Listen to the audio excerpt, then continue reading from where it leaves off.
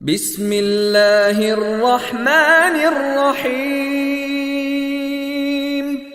قل اعوذ برب الناس ملک الناس الہ الناس من شر الوسواس الخناس الذي يوسوس في صدور الناس من الجنة والناس.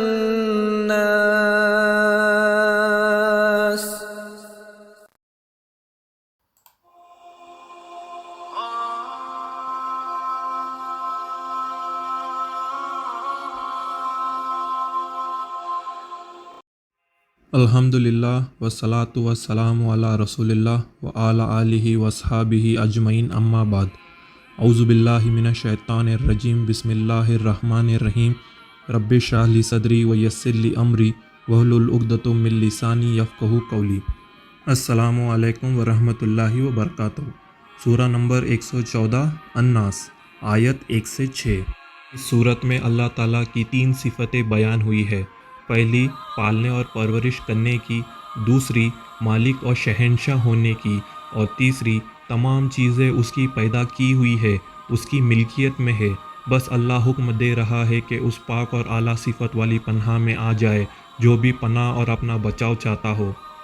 شیطان جو انسان کے اندر وسوسے ڈالتے رہتا ہے، برائیوں کو اچھا بنا کر لوگوں کے سامنے پیش کرتا ہے اور بہکانے میں کوئی کمی نہیں کرتا. مسند احمد میں ہے کہ حضور صلی اللہ علیہ وسلم اپنے گدھے پر سوار ہو کر کہیں تشریف لے جا رہے تھے. ایک صحابی آپ کے پیچھے بیٹھے ہوئے تھے. گدھے نے ٹھوکر کھائی تو ان کے منہ سے نکلا، شیطان برباد ہو. حضور صلی اللہ علیہ وسلم نے فرمایا، یوں نہ کہو، اس سے شیطان بڑھ جاتا ہے اور کہتا ہے میں نے اپنی قوت سے اسے گرا دیا.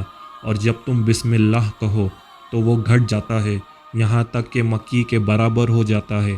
اس سے ثابت ہوا کہ اللہ کے ذکر سے شیطان پست ہو جاتا ہے. مسند احمد میں ہے کہ حضور صلی اللہ علیہ وسلم فرماتے ہیں کہ جب تم میں سے کوئی مسجد میں ہوتا ہے، اس کے پاس شیطان آتا ہے اور اسے تھپکتا ہے اور بہلاتا ہے جیسے کوئی شخص اپنے جانور کو بہلاتا ہو. پھر اگر وہ خاموش رہا تو وہ ناک میں نکیل اور منہ میں لگام چڑھا دیتا ہے. ابو ہریرہ رضی اللہ تعالیٰ عنہ یہ حدیث بیان کر کے فرماتے ہیں کہ تم خود اسے دیکھتے ہو. نکیل والا تو وہ ہے جو ایک طرف جھکا کھڑا ہو اور اللہ کا ذکر نہ کرتا ہو، اور لگام والا وہ ہے جو منہ کھولے ہوئے ہے اور اللہ کا ذکر نہ کرتا ہو.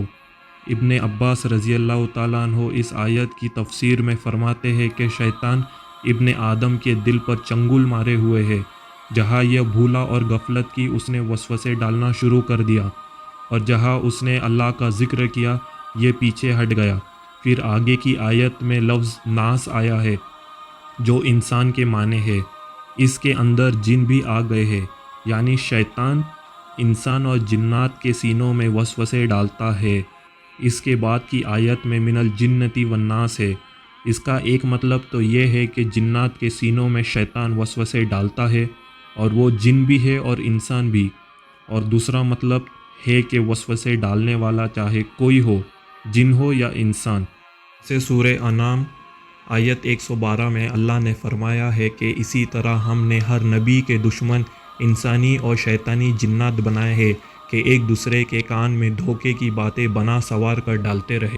ابن عباس رضی اللہ تعالیٰ عنہ فرماتے ہیں ایک شخص حضور صلی اللہ علیہ وسلم کے پاس آ کر کہتا ہے، یا رسول اللہ، میرے سینے میں کچھ ایسی باتیں آتی ہے جو مجھ پر آسمان بھی پھٹ پڑے تو میں نہ کہوں. اس پر حضور صلی اللہ علیہ وسلم نے کہا، جب کبھی ایسے خیالات آئے تو کہو اللہ اکبر اللہ اکبر، الحمدللہ الذی رد قیدہ الا الوسوسہ. یہ حدیث ابو داؤد اور النسائی میں بھی ہے. ہر ایک شخص کے ساتھ ایک شیطان ہوتا ہے.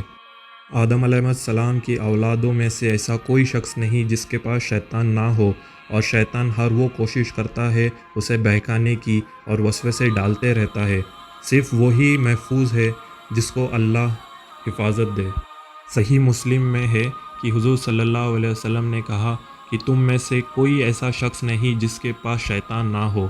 تو یہ سن کر صحابہ نے کہا یا رسول اللہ، کیا آپ کے پاس میں بھی شیطان ہے؟